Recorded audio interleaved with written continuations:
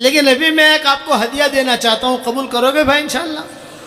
ارے بتاؤ تو صحیح بنگلور والوں، قبول کرو گے انشاءاللہ؟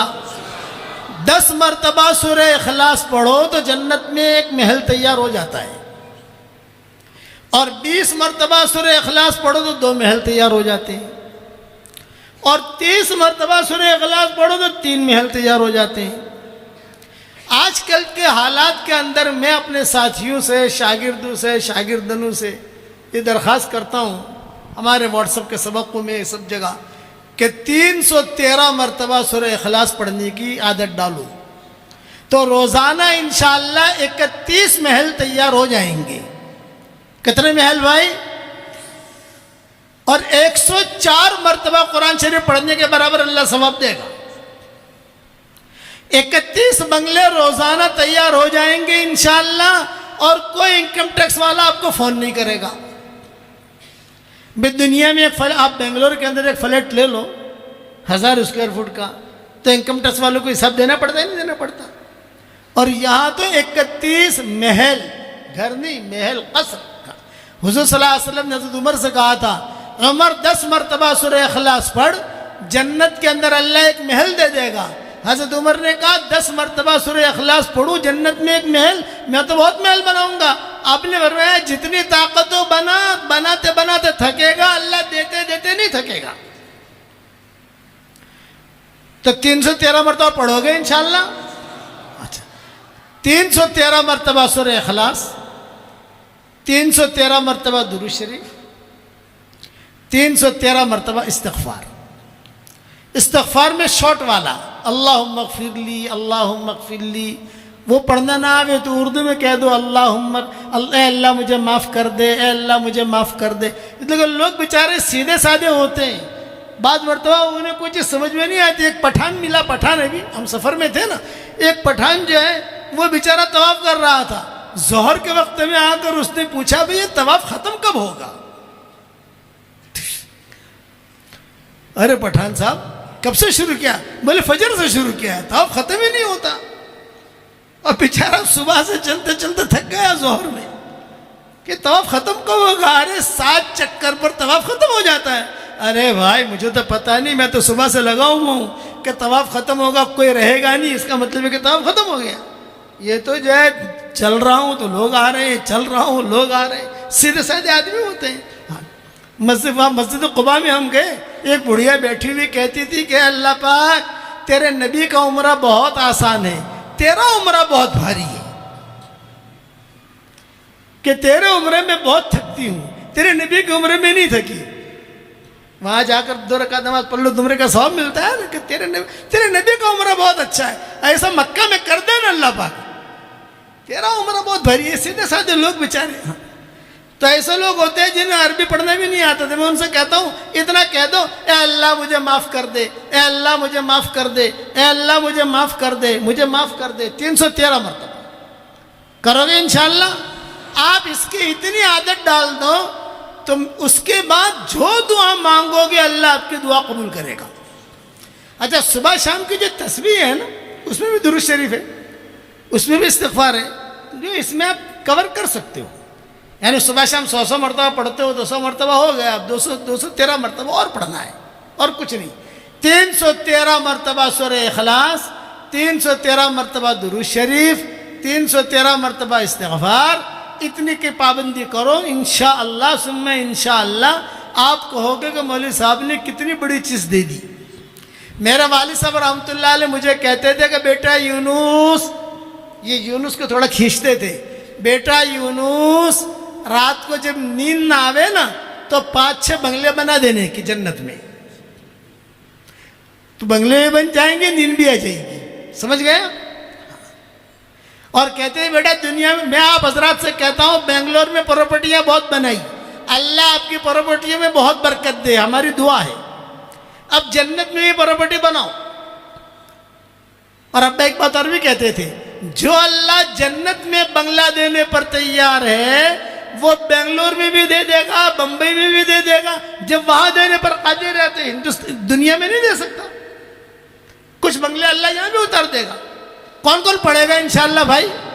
واہ واہ واہ واہ۔ اور ایک ہدیہ اور مختصر سا، آج کل لوگ بہت پریشان ہیں، جس کو دیکھو کاروبار نہیں ہے، قرضہ ہو گیا، جنات پریشان کر رہے، نظر لگ گئی، حسد ہے، قرضہ چڑھ گیا، قرضہ دیتا نہیں ہے، یہ ہے نا بھئی ہم تو جگ پیر ہے نا، جگ پیر، اس لیے ہم کو جو لوگ پوچھتے ہیں تو میں اس کا آسان علاج بتاتا ہوں آپ کو. آپ کے جیسے مسجد ہے، اس کے 4 کونے ہیں، دیکھو ایک کونا یہ، ایک کونا یہ، ایک کونا یہ، ایک کونا یہ. ویسے ہر آدمی کے گھر کے 4 کونے ہوتے ہیں کمرے کے، کوئی بھی کمرہ ہو. آپ کے محل ہے، آپ کے پاس کئی کمرے ہیں، ایک کمرہ خالی پکڑ لو آپ. ہر کونے میں روزانہ آیت الکرسی پڑھا کرو اور دم کر دو بس. آپ کے 5 بیڈ روم ہیں تو 5 بیڈ روم میں پڑھنا ضروری نہیں ہے.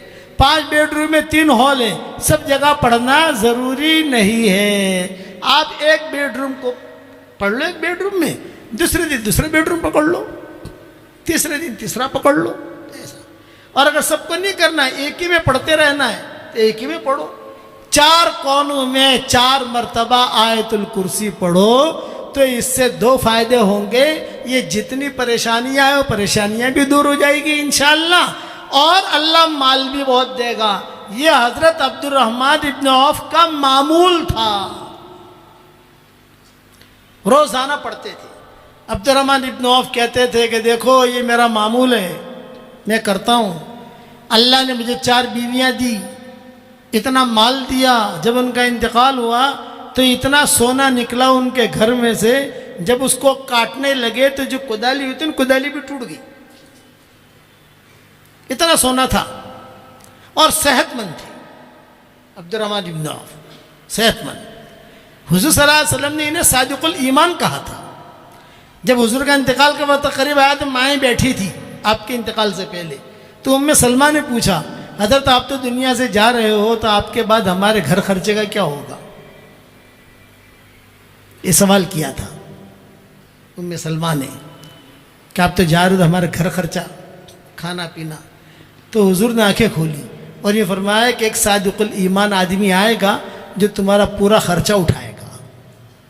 نام نہیں لیا تھا، اتنا جملہ کہا تھا کہ ایک صادق الایمان آئے گا وہ تمہارا خرچہ اٹھائے گا. مائیں کہتی تھی جب حضور نے کہہ دیا تو مطمئن ہو گئی. جب حضور کا انتقال ہو گیا تو انتظار کرتے تھے کون صادق الایمان آتا ہے، کون آتا ہے. یہ عبد الرحمن ابن عوف ہے. اور انہوں نے جو ہے سارا کا سارا باغ جو تھا ماؤں کے لیے وقف کر دیا عبد الرحمن ابن عوف نے. کچھ ساری آمدنی جو ہوتی تھی ماؤں کو بھیجتے تھے. کچھ حالات آئے باغ بیچنا پڑا تو جب بہت رقم آئی تو وہ رقم بھی ساری ماؤں کو دی. حضرت عائشہ کہتی تھی عبد الرحمن ابن عوف کا پوتا تھا، پوتا، وہ کھیلتا کھیلتا حضرت عائشہ کے کمرے میں چلا جاتا تھا تو حضرت عائشہ اس اپنے سینے سے لگاتی تھی اور کہتی تھی بیٹا تیرے دادا کے لیے روزانہ میں دعا کرتی ہوں کہ اللہ اس کے دادا کو جنت کے سلسبیل چشمے سے پانی پلا. روزانہ دعا کرتی ہوں، تیرے دادا کے ہم پر بڑے احسانات ہیں. یہ عبد الرحمن ابن عوف کا معمول تھا. تو آپ کرو گے انشاءاللہ آیت الکرسی. اور تیسری بات، جو مجھے اپنی دعاؤں میں یاد رکھتا ہے میں اس کے لیے دعا کرتا ہوں. آپ میرے لیے دعا کرو گے تو میری دعا میں پارٹنر رہو گے انشاءاللہ، کرو گے انشاءاللہ. اور چوتھی بات، میرے سبق سنتے رہو. آپ مولانا یونس پالم پور انسٹاگرام پر چلے جاؤ تو روزانہ آپ کو نئی نئی نئی باتیں سننے ملیں گی روزانہ. آج کل حضور صلی اللہ علیہ وسلم کی سیرت چل رہی ہے تو 102 پارٹ ہوئے ہیں اور 300 پارٹ میں نے تیار کیے ہیں. اس میں حضرت عمر کا قصہ چل رہا ہے، کسی کا قصہ چل رہا ہے. وہ سارے آپ کو تھوڑی تھوڑی باتیں کان پر پڑے گی کہ کیا سیرت ہے حضور کی. ہاں، جناتوں کے قصے میں نے بیان کیے، بہت کچھ بیان کیا ہے. یہ مضمون جو میں نے بیان کیا یہ امام صاحب کی برکت ہے. جناتوں کا جو میں نے بیان کیا، حالانکہ جناتوں کا بیان زیادہ ہوا نہیں، بیچ میں آ گئی دوسری باتیں. جناتوں کا مستقبل مجھے بیان کرنا تھا، اللہ جب توفیق دے گا تو دوسری مرتبہ آ کے بیان کریں گے انشاءاللہ. اب یہ بتاؤ اللہ کے راستے میں نکلو گے کہ نہیں نکلو گے بھائی؟ سارا مجمع یہ نیت کرے کہ ہمیں دین کا کام کرنا ہے، اور دین کے کام کرنے کے لیے آسان شکل ہے دعوت و تبلیغ. یہ آسان ہے. آپ قرآن کا ترجمہ نہیں کر سکتے، آپ بیان نہیں کر سکتے، آپ جو ہے لمبی چوڑی باتیں لوگوں کو نہیں سمجھا سکتے، لیکن اللہ کے راستے میں نکل کر کبھی 3 دن کے لیے نکلو، کبھی چلے کے لیے نکلو، کبھی 3 چلے کے لیے، جیسے فرصت ملے آپ کو، لیکن دین پر رہنے کی کوشش کرو، بے دین دیندار مت بننا۔ اس امت کو اور اسلام کو اور مسلمانوں کو جو نقصان ہوا ہے یہودیوں سے نہیں، مشرکین سے نہیں، مجوسیوں سے نہیں، کس سے ہوا ہے؟ بے دین دینداروں سے، کہ دینداری کا چہرہ ہے، دینداری کا لباس ہے اور زندگی میں دین نہیں ہے، اس سے نقصان ہوا ہے۔